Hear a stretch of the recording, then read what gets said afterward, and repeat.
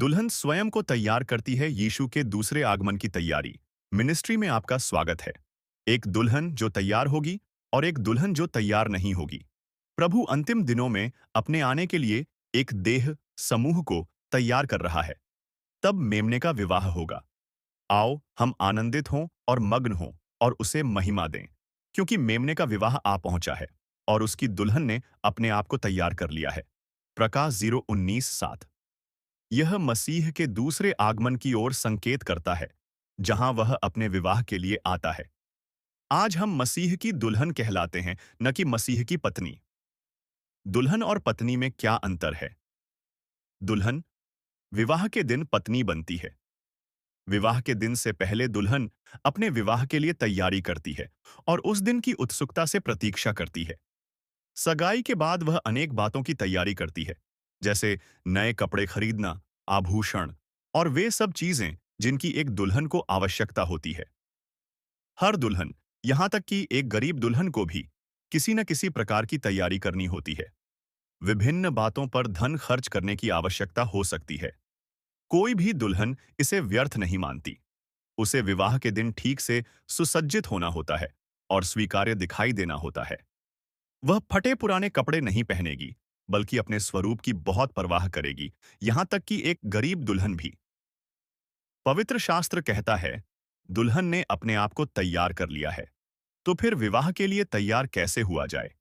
यह स्वतः नहीं होता।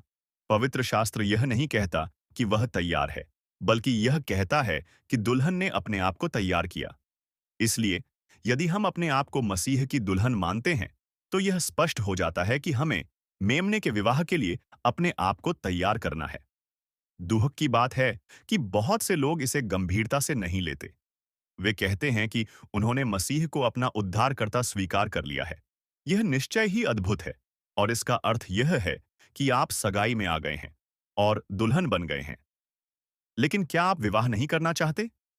जिस दिन से आपकी सगाई हुई, विवाह के दिन तक आपको अपने आप को तैयार करना होता है।